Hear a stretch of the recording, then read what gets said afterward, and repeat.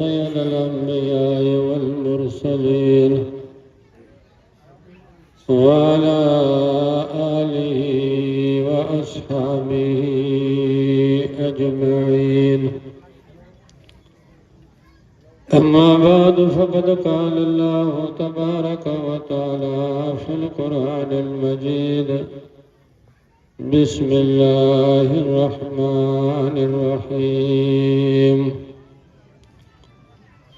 وإذا قرئ القرآن فاستمعوا له وأنصتوا لعلكم ترحمون.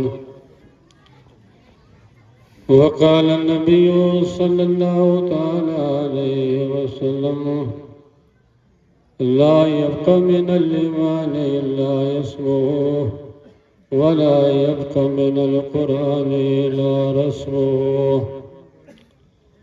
وقال النبي صلى الله تعالى عليه وسلم: إنما الأعمال بالنيات، أو كما قال النبي صلى الله عليه وسلم: إن الله وملائكته يصلون على النبي يا أيها الذين آمنوا صلوا عليه وسلموا تسليما. اللهم صل على سيدنا مولانا محمد صلاة والسلام عليك يا رسول الله صلى الله تعالى عليه وسلم محمد وبارك وسلم. صلاة وسلام عليك يا رسول الله صلى الله تعالى عليه وسلم. معزز اور محترم حاضرین محفل اور اسٹیج پر تشریف فرما علماء اہل سنت، ابھی آپ حضرات نے حضرت علامہ مولانا مفتی محفل اشرف کے زمانے حالات حاضرہ کے مطابق اور اپنے معاشرہ کے جائزہ لیتے ہوئے بہترین تقریر سماعت فرمائی. اللہ جل شانہ آپ کو اور ہم کو اور ہر مسلمان کو اپنی اپنی ذمہ داری سمجھنے کی توفیق عطا فرمائے.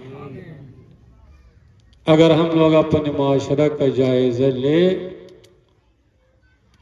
اور پھر صحابہ کرام کی زندگی کا، ان کی سیرت کا، ان کے اسلام سے، قرآن سے، حضور سے محبت کا جائزہ لے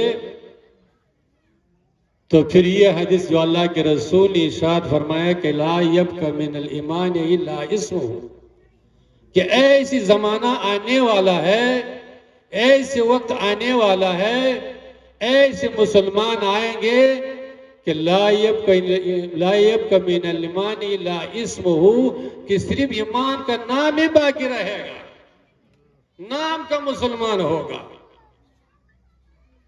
نہ نماز سے کوئی مطلب ہوگی، نہ مسجد سے کوئی مطلب ہوگی، نہ حلال و حرام سے کوئی مطلب ہوگا، نہ حضور کی سیرت کی اس کو فکر ہوگا. اس کو کیا ہوگا؟ دنیا کی عیش و عشرت سے، دنیا داری سے، زمین و داری سے، کرسی اقتدار سے، دنیا کی چیزیں اس کے دل میں محبت سرایت کر جائے گی. ایمان کیا ہوگا؟ نام کا مسلمان ہوگا، نام کا ایمان باقی رہے گا. آج ہم لوگ اپنے معاشرہ کا جائزہ لیں، پوری دنیا کا جائزہ لیں. آج اگر ہم پوری دنیا کا جائزہ لیں گے، پوری دنیا میں 56 ملک مسلمانوں کا ہے. ایک ملک نہیں، دو ملک نہیں، 56 ملک. اور 56 ملک میں بھی ایسے ملک ہے کہ مورخین نے لکھا ہے کہ پوری دنیا کا 70% دنیا دولت مسلمان کے پاس، 70%. اور تعداد میں پوری دنیا کی جو آبادی یہودی و نصرانی و کافر و مشرک ملا کر کے دوسری تعداد مسلمانوں کی ہے. لیکن اس کے باوجود آپ دیکھ رہے، تماشا دیکھ رہے ہیں. اگر مسلمان کے اندر ایمان ہوتا، ایمان پر صحابہ کرام کی سیرت ان کی کردار مسلمان کے اندر ہوتی تو ہم سمجھتے کہ آج مسلمان کا یہ پوزیشن نہیں ہوتا، آج فلسطین کے مسلمانوں پر یہ ظلم جبر نہیں ہوتا، بلکہ کیا ہوتا، آج دنیا کا نقشہ دوسرے طرح کا ہوتا۔ لیکن وہی بات ہے کہ ہے تو مسلمان، لیکن اس کے اندر جو ایمانی جذبہ ہونا چاہیے، قرآن و حدیث سے، حضور کی سیرت سے جو محبت ہونا چاہیے، وہ ہمارے اندر میں ختم ہو چکا ہے۔ اس لیے کہ اللہ کے رسول نے آج سے 1400 سال پہلے خبر دی ہے کہ ایسے وقت آنے والے، بلکہ ایک حدیث تو میں نے ایک عالم سے سنا ہے کہ حضور نے فرمایا کہ یات علی الناس زمان یجتمعون فی المساجد ولیس فیہم مومن۔ میں نے ایک عالم سے سنا، پڑھا تو نہیں، لیکن عالم سے سنا ہے کہ ایسے زمانہ آنے والے لوگوں پر کہ لوگ مسجدوں میں بڑی بڑی اجتماع کریں گے، جیسے کہ تبلیغی جماعت کے ہم لوگوں نے اجتماع نہیں دیکھا ہے، لاکھوں کی تعداد میں ہوتے ہیں، بڑی بڑی اجتماع کریں گے، جمع ہوں گے، وہ بھی مسجد کے اندر ہوں گے، لیکن ان میں سے ایک بھی مومن نہیں ہوگا، ایک بھی ایمان والا نہیں ہوگا۔ تو آپ اور ہم غوث الورا کانفرنس میں، محفل میں اپنے عقیدت و محبت کا اظہار کر رہے ہیں، اور پھر اس علاقے میں تو ماشاءاللہ پوری انڈیا میں سب سے زیادہ جلسے اور جلوس محفل اس علاقے میں ہوتی ہے، اور ایک ایک جلسے میں لاکھوں روپے کا خرچہ ہوتا ہے، لیکن پھر بھی اگر جائزہ لے ہمارے اس علاقے کا جو اصلاح ہونا چاہیے وہ ہمارے اس علاقے میں ہے یا نہیں؟ کیوں نہیں ہے؟ اس لیے نہیں ہے کہ اصلاح کے لیے دو چیزوں کا ہونا ضروری ہے۔ دو چیزیں اگر اختیار ہو جائے تو انسان کے اندر اصلاح آئے گا، انسان کے کردار سنور جائے گا، انسان کیا ہو جائے گا، اپنی زندگی کو بدل دے گا، قرآن و حدیث کے مطابق اختیار کرے گا۔ اور دو چیزیں کیا ہے؟ یہ کیا ہے؟ نیت کا اخلاص، نیت کا درست ہونا۔ آپ مثلا اس محفل میں آ رہے ہیں، میلاد شریف میں آ رہے ہیں، جلسے میں جا رہے ہیں، علماء کرام کے تقریر سننے کے لیے جا رہے ہیں، تو آپ کو یہ نیت سے آنا ہوگا کہ ہم جا رہے ہیں، اس نیت سے جا رہے کہ جو کچھ ہم سنیں گے اس پر عمل کرنے کی کوشش کریں گے۔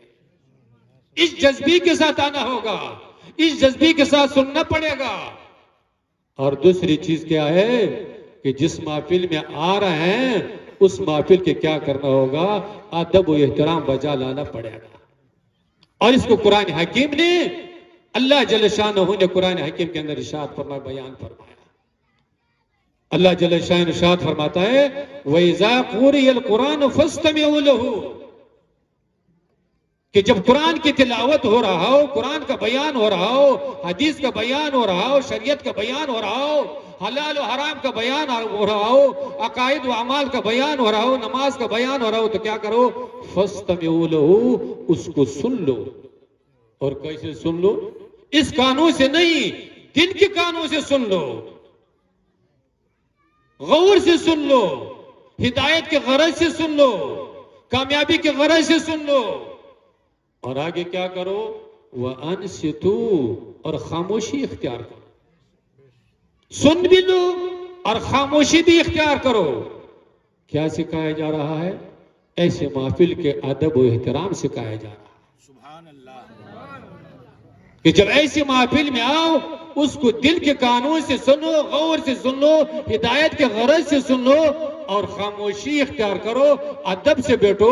اگر تم لوگوں نے دل کے کانوں سے سن لیا اور ادب سے بیٹھ گئے، خاموشی اختیار کر لیا، تو پھر کیا ملے گا؟ کیا ملنے والا ہے؟ لعلکم ترحمون، تاکہ تم لوگوں پر اللہ کے رحمت کو نزول ہو جائے۔ ہاں؟ رحمت الہی کب نازل ہوگا؟ ہدایت الہی کب نصیب ہوگی؟ ہمارے کردار کب بدلے گا؟ ٹھیلا ٹھیلی سے بدلے گا، شور شرابے سے بدلے گا، ہنگامہ کرنے سے بدلے گا، ایسی محفل کی ادبی کرنے سے بدلے گا۔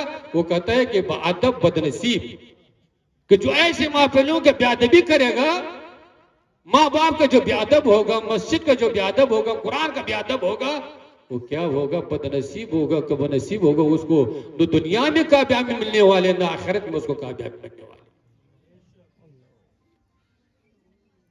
تو اللہ جل شانہ ارشاد فرمایا کہ جب تم ایسے محفل کو ادب بجا لاؤ گے، قرآن کو سن لیں گے، ہدایت کے غرض سے سن لیں گے، اور نیت میں اخلاص لے کر کے آئیں گے اور خاموشی اختیار کریں گے، تو تم محروم ہو کر نہیں جاؤ گے، بلکہ کیا کر جاؤ گے؟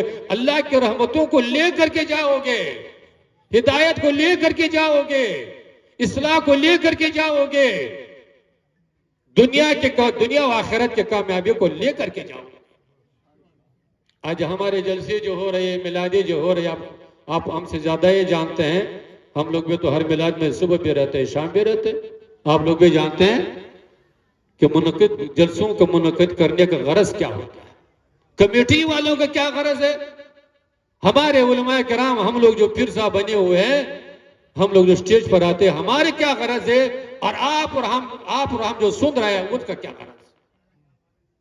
کمیٹی والوں کا تو غرض یہ ہے کہ بھائی بھیڑ بھاڑ ہو جائے، خوب چندہ ہو جائے تو پر ہمارا جلسہ کامیاب ہے، چاہے لوگوں کو ہدایت ہو یا نہ، اسے کوئی مطلب نہیں، 2 بجے 3 بجے تک ہمارا جلسہ چلے، خوب بھیڑ بھاڑ ہو، اور لاکھوں 50,000 چندہ ہو جائے تو بس ہمارا جلسہ کامیاب ہے۔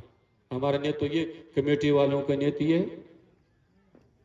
اور ہمارے آج کل سننے والے، پہلے زمانے، آج سے 20-25 سال 30 سال پہلے جو لوگ جلسے میں آتے تھے وہ صبح تک بیٹھے رہتے تھے، سنتے تھے، لیکن اب حال یہ ہے کہ موٹر سائیکل سے آئے گا، غرغر آئے گا، بیٹھے گا، ادھر گھومے گا، ادھر گلگلہ کھائے گا، اور وہاں پر جا کر کے کھانا کھا لے گا، 12 بجتے بجتے ہمارے بٹال ختم ہو جائے گا۔ اور اللہ کے رسول نے ارشاد فرمایا کہ انما الاعمال بالنیات، کہ اعمال کا دار و مدار نیتوں پر ہے، جیسے نیت لے کر کے آئیں گے ویسے کیا ملے گا؟ ثمرہ ملے گا، ویسے اس کا نتیجہ ہوگا۔ اگر للہیت کی نیت سے آئے ہوں گے، کامیابی کی نیت سے آئے ہوں گے، ہدایت کی نیت سے آئے ہوں گے، تو اللہ کے رسول کا ارشاد ہے کہ محروم نہیں جائیں گے، بلکہ ہدایت لے کر کے جائیں گے، اللہ کے رحمتوں کو لے کر کے جائیں گے۔ اور اگر ایسے کہ بھائی کھانا کھا لیں گے، دعوت کو ادا کر لیں گے، تھوڑا سا بیٹھ جائیں گے تو ٹھیک ہے، کھانا بھی مل گیا، بیٹھ بھی گئے ہیں، اور پھر ویسے جیسے خالی ہاتھ آئے تھے، خالی ہاتھ ہو کر کے چلے گئے ہیں۔ اللہ کے رسول کی خدمت میں ایک صحابی حاضر ہوا اور عرض کہ یا رسول اللہ، ہم کب سمجھیں گے کہ ہمارے دل میں ایمان ہے؟ ہم کیسے سمجھیں گے کہ ہمارے دل میں ایمان ہے؟ ذرا سوال تو دیکھیے، کیا جذبہ ہے صحابہ کرام کو کہ ہم کیسے سمجھیں گے کہ ہمارے دل میں ایمان ہے؟ یا رسول اللہ، آپ رہنمائی پر مجھے بتا دیجیے۔ اللہ کے رسول نے ارشاد فرمایا کہ میرے صحابی، جب تیری نیکی تجھ کو خوش کرے اور تیری بدی تجھ کو ناخوش کرے تو سمجھ لو تمہارے دل میں کیا ایمان موجود ہے۔ کیا مطلب؟ کہ جب تم نماز پڑھ لو گے اور تمہارا دل خوش ہو جائے کہ میں نے اللہ کا فرض ادا کر لیا، کس غریب کا مدد کر لیا، اب خوش ہو جائے کہ ہم نے غریب کا مدد کر لیا، کس محفل میں جا کر کے آپ بیٹھ گئے ہیں، آپ خوش ہو گئے کہ میں نے اللہ اور اللہ کے رسول کے ذکر کو سن لیا۔ اگر اس میں تمہارا دل خوش ہو جائے اور آپ نے کسی کوئی گناہ کر لے، کسی کا حق دبا لیا اور اس پر آپ کے دل میں جھٹکن لگ جائے، ناخوش ہو جائے، تو حضور فرماتے ہیں کہ کیا ہے یہ مومن ہونے کی علامت، یہ سمجھ لے کہ تمہارے دل میں ایمان ہے۔ آج ہم لوگ اپنے معاشرے کا جائزے لے، آج ہمارے معاشرہ یہ ہے کہ کوئی اگر کسی کی زمین پر قبضہ کر لے گا، ہڑپ کر لے گا، یہ نہیں کہ وہ غمگین ہو جائے، بلکہ وہ خوش ہو جاتا ہے، وہ اپنے موچوں کو تاؤ دیتا ہے۔ کسی لیٹری والی کو اگر لیٹری میں کامیابی مل جائے تو کیا ہوتا ہے؟ وہ غمگین ہوتا ہے، نہ خوش ہوتا ہے، بلکہ وہ خوش ہو جاتا ہے، گناہ پر خوش ہو جاتا ہے۔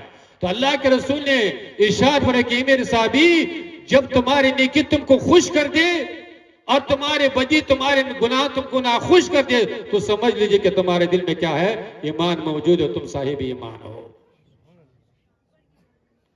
تو مسلمانوں، یہ زندگی چند دنوں کی ہے اور ہماری محفلیں جو منعقد ہو رہی ہے اس کو رسماً سننے اور سنانے کی کوشش مت کیجیے، کوئی اپنی زندگی بدلنے کی کوشش کیجیے۔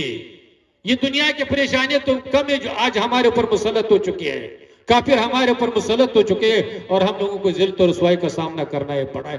یہ تو چند دنوں کے لیے ہے، اصل زندگی تو مرنے کے بعد ہے۔ تو مرنے کے بعد کی زندگی اگر کامیاب بنانا چاہتے ہو، سربلندی چاہتے، اللہ اور اللہ کے رسول کے رضا چاہتے ہو، تو اپنی زندگی میں تبدیلی لاؤ، اپنی زندگی کو چینجنگ کر لو۔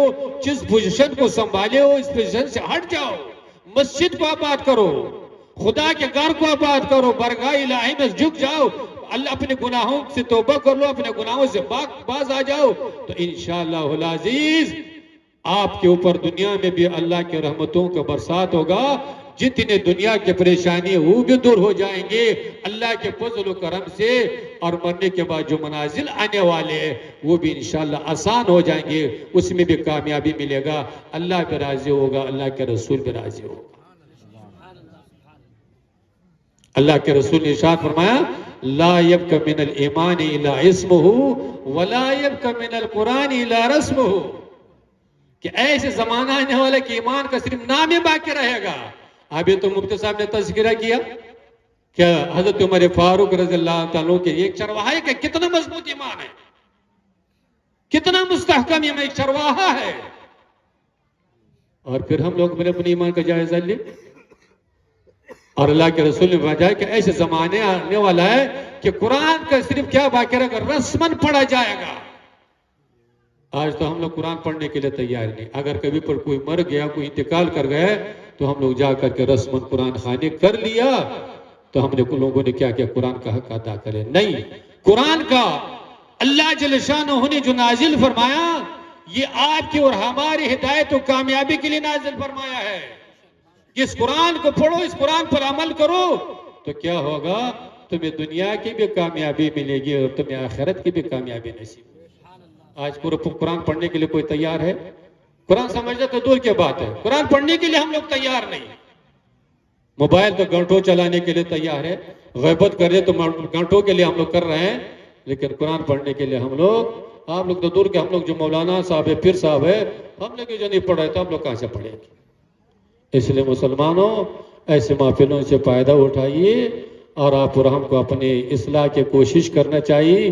یہ چند دنوں کی زندگی اگر اس میں آپ اور ہم نے اس زندگی کا احساس کرتے ہوئے اصلاح کر لیا تو پھر انشاءاللہ دنیا کی زندگی بھی کامیاب ترین زندگی ہوگی، اور مرنے کے بعد جو منازل آنے والے ہیں اس میں بھی اللہ کی رحمت ہوگی، کامیابی ہوگی، جنت جیسی اللہ کی رضا کا مقام نصیب ہوگا، اللہ کا دیدار نصیب ہوگا۔ اللہ جل شانہ کے بارگاہ میں دعا ہے کہ اللہ اپنے فضل و کرم سے ہمارے شاہنشاہ صاحب نے جو جشن غسل ورا محفل منعقد کی ہے، اللہ جل شانہ اس محفل پاک کو قبول فرمائے، اور اللہ اپنے فضل و کرم سے حضور علی کو بالخصوص حضرت غوث پاک رضی اللہ تعالیٰ عنہ کے درجات کو بلند فرمائے، اور ہم تمام حاضرین کو اپنے مشائخ سے سچی عقیدت، بالخصوص حضور غوث اعظم رضی اللہ تعالیٰ عنہ سچی عقیدت محبت نصیب فرمائے۔ وآخر دعوانا ان الحمدللہ رب العالمین۔